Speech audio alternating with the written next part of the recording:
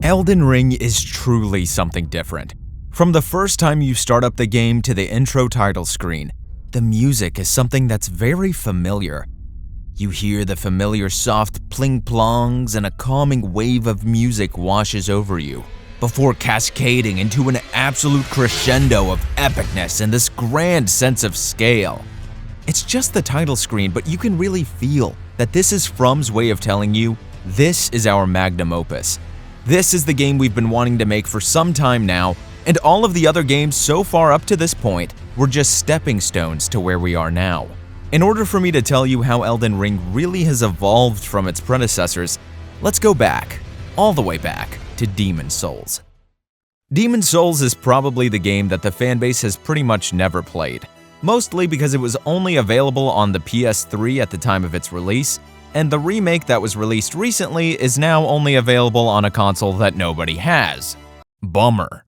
Regardless, it's still one of my favorites, but very much an experiment that was built on within subsequent games.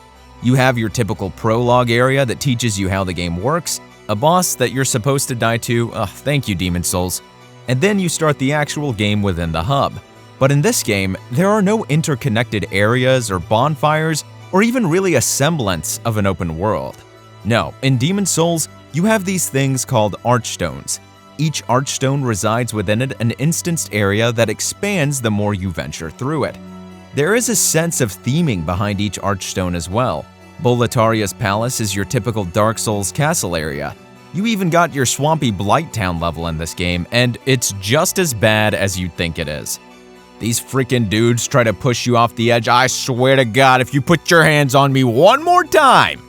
You can clearly see where From had some sources of inspiration for some levels in later games, that's for sure. And while there is no open world aspect to the levels, you are allowed to take on each archstone in whatever order you want. So while it's not as free as, say, Dark Souls, there is still the beginnings of a sense of freedom here within Demon's Souls. Demon's Souls multiplayer was also a bit bare bones. You had blue phantoms that you could summon to help you defeat the area boss, and then you had red phantoms that were invaders trying to kill the host. That was it. There were no covenants, no blue phantoms, white phantoms, gold phantoms, frickin' rainbow phantoms. Nah, none of that stuff. Those were introduced later, but again, as this was their first foray into the Souls series, it makes sense that it was a bit rudimentary. Demon's Souls was also a bit less forgiving than other Souls games, mainly because bonfires feel more so like decently paced checkpoints, whereas the archstones in Demon's Souls are only given to you after defeating the area boss. Yeah, imagine having to start the whole area over in Dark Souls if you died to an area boss. Not cool. But that's not really even the worst part. Whenever you die, you go into soul form, where your health is then halved, and the only way to get your health back was to use a very rare item or defeat the area boss. Oof. And on top of that, the more you die in body form within an area in Demon's Souls, the worse this thing called the world tendency becomes. The enemies begin to deal way more damage and are way more powerful. Some optional bosses are even fought in this way by purposefully making the world tendency worse. And the only way to achieve a lighter world tendency was by defeating the area boss. And as you can imagine, you died a lot before achieving that lofty goal. Honestly, the design is a bit funky, but this being From Software's first game, I give them a bit of a pass. While it didn't result in the most polished experience, it did make for one of the most unique games of all time. Now, this game I can't imagine I'll have to spend as much time on. Dark Souls was way more universally available than Demon's Souls, as I imagine this is the game that everyone began their Souls journey with. Dark Souls abandoned Demon's Souls' design choices and instead opted for a completely open-world experience. Not in the you see it, you can go there type of open-world design, but more so you actually have to run to each area within the game instead of having to access the areas from the archstones. However, this made for a much more immersive experience, as nothing was really instanced about Dark Souls, and once you loaded up the game for the first time, that was it. No more loading screens, and with this being a game released in September 2011, that is a very impressive feat to have accomplished. Again, you could see some familiarity within the level design from Demon's Souls, but gone were the world tendencies and things like halved health if you die. Thank God. But then they added in these godforsaken frogs that give you half health anyway, so screw my life, am I right? Anybody remember how hard it was to figure out how to get uncursed? Or venturing into the wrong area way too early? Like fighting those unbeatable ghosts in the area that you're supposed to go to towards the end of the game that's also literally right next to the Firelink Shrine? I swear From was trolling whenever they decided to put that area right next to the first bonfire in the game. Combat was relatively simple within this game, but this was the first game where they actually added 3 different types of equipment loads. You had light, medium, and heavy. In Demon's Souls, you either rolled quickly or you rolled heavy, there was no in between. Regardless, this was From's very first attempt at an open-world experience, and because of its massive success, they were able to go on and make 2 more games within the series, Dark Souls 2 and Dark Souls 3. While Dark Souls 2 was a step backward for the series in my humble opinion, they reintroduced the reduced health upon death and also made the combat feel slow and sluggish. Honestly, if you guys want a more in-depth video on that topic, let me know in the comments below. Dark Souls 3 was where I feel it all started to come together for From. Everything I said previously about Dark Souls also applies to Dark Souls 3, but the combat here feels better than ever, with so many different interesting weapons and combat moves added into the game that allows you to create these wildly different builds, and it's all just so freaking interesting. Every time I came across somebody within the multiplayer of Dark Souls 3, they looked entirely different than me. Maybe they were going with a greatsword build. Maybe they were a spellcaster. Maybe they were a dexterity build dual-wielding the sellsword twin blades. There were so many possibilities. They also got rid of the sluggish-feeling combat of Dark Souls 2, and they really just took the original Dark Souls combat and made it better. But I have to say, all of this pales in comparison to Elden Ring. That's not to say Elden Ring doesn't have some serious problems of its own. But before we get ahead of ourselves, let's slow it down a bit. Firstly, the open world. The game starts off with a simple prologue, but then the game gives you free reign, very similar to previous games. But immediately, right out of the gate, the first real enemy you even fight within Elden Ring is a boss. Yeah, I'm not kidding. You're definitely meant to approach him as if he's some random enemy, but no, as soon as you hit him, boss music starts playing, the boss health bar shows up, and it's go time. And boy, did this guy whoop my ass. Dude, how's that hitting me?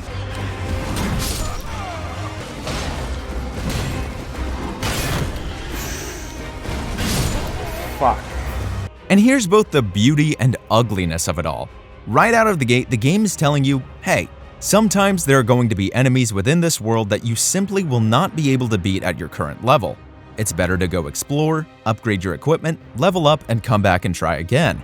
Literally, within the first encounter, that is exactly what the game gets across in perfect fashion. Did I listen?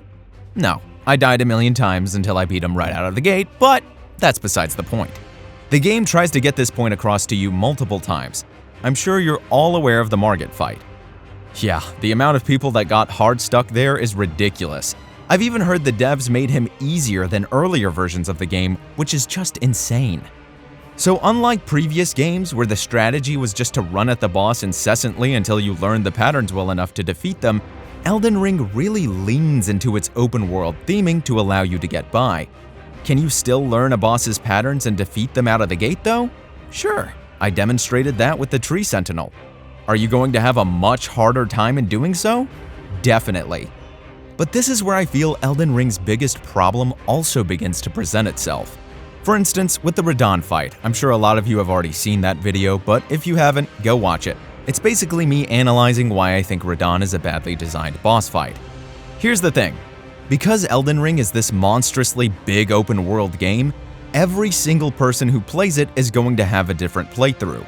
No one person is going to go the exact same way as someone else. This is why some people may have an easier time with any given area in Elden Ring than someone who arrived there at a lower level. This can create a dichotomy within the player experience. Where I had an absolute hellish experience with Radahn, there were plenty of people in the comments, whether truthfully or untruthfully, that had expressed how easily they dispatched Radahn within their own playthroughs. And I have to say, after gaining 20 levels of my own before fighting Radahn once more, I have to say that it did make the fight that much easier. But the question I want to pose here is that a good thing? Since when did Souls games become just take them on at a higher level? I have to say, that's never been true of any other Souls games previously. It was always about learning the boss's patterns, patiently dodging, and waiting for your opportunity. And while you can still do that within Elden Ring, I'm not saying you can't, I definitely feel like the game discourages this from happening because of its freeform design. That is very much unlike previous entries where there literally is no other path. In Dark Souls 3, let's say you got hard stuck on Pontiff Sullivan. It's not like there's anywhere else you can really go to level yourself up and get some OP-ass equipment to wreck his ass into oblivion. No, you're pretty much at a theme park on rails, and you just have to get good enough to beat him with whatever equipment you currently have and at whatever level you're currently at. And because there's so much freedom within this game than previously, other early game areas can become straight up trivial because of how powerful you can become before you finally happen upon them. I happened upon an area like this myself where I found this cool looking area where a boss resided at the end and I was like, whoa, only to dispatch the boss in 1, 2, 3 hits. But then on the complete opposite end of the spectrum, you can also happen upon an area way too early where the enemies feel straight up unbeatable, like Radahn did for me. These difficulty spikes can be random and frustrating, especially when the enemies within the area are sometimes not at all reflective of how hard the boss of that same area actually is. Now, that might be more so a problem with some of the bosses within Elden Ring, but as I haven't fought them all, I'm gonna leave that verdict for another video. Now, those are the things that I found bad about the open world, at least in my opinion, but I would have to say that the good definitely outweighs the bad. In Elden Ring, Margit is your first real boss fight within the game, but there are so many other bosses that you can take on beforehand that are hidden within these little caves and cliffsides that are literally their own dungeons. It's almost as if Elden Ring took inspiration from Breath of the Wild's shrines. You go through the mini area, fighting enemies, collecting items, until you happen upon the boss that usually resides at the end, and after defeating them, you are guaranteed some kind of reward. Whether that be a new weapon, an NPC to talk to, an accessory, whatever it is, you can be sure that it's going to make you more powerful. This is not true of any other Souls game previously. The others, while being an open world quote-unquote, felt much more linear in terms of exploration. Sure, there were branching paths within those games here and there, but you were definitely encouraged to go down one single way, and it doesn't feel truly freeform like Elden Ring. And that's not even considering all the little goodies that Elden Ring cleverly hides within the world for you to find. Firstly, bonfires within this game are called Sites of Grace. Once discovered, you can fast travel between each and every one of them. Making traversal even more seamless is Torrent, your trusty steed that allows you to get around the world quickly even without having to fast travel. Now, I have to say, while I like that the fast travel is available because this world is absolutely enormous, you are bound to find more hidden areas and goodies when choosing to ride around on Torrent. This is indicative that From did a good job of making the world feel full of things to do and see, rather than just being a vast, empty expanse of finding sites of grace to travel between. Maybe you'll find this little bug that gives you a unique Ash of War just by running around aimlessly. Or maybe you'll find a new dungeon that you might have missed between these two sites of grace. There really is a lot to find here, and I have to say, out of the 40 hours I've played, I feel like I could easily put in 40 more. That's not to mention even the side content feels woven into the main story. You just get lost in exploring the world and you could totally forget about the main quest for hours and hours and hours on end. Honestly, this game really reminds me of a modernized Skyrim. I can't think of a better term than that. Just like 10 times more difficult, to be honest. Also, how they made the multiplayer work within this game is beyond me. It's pretty interesting. There are summoning pools within each area that are basically the designated area for everyone to put their summon signs down. And from there, your objective is to venture with the host to go and defeat the area boss. This can make for some pretty weird invasions though, as sometimes the game will spawn you in an area where you literally cannot reach the host. Not particularly surprising that there are going to be some bugs though within their first truly open world game, as From's multiplayer ideas were already pretty wacky even within the confines of its relatively linear predecessors. Covenants don't exist in Elden Ring though, which I'm actually kinda sad about. It's such a cool idea, so maybe a little sad to see it go. Alright, enough about the open world, what about the combat? The combat's probably the best part of the game for me. the Ashes of War are just an absolute godsend. I love that these were included within the game. Take for instance Dark Souls 3. That game had a very rudimentary version of the Ashes of War within Elden Ring.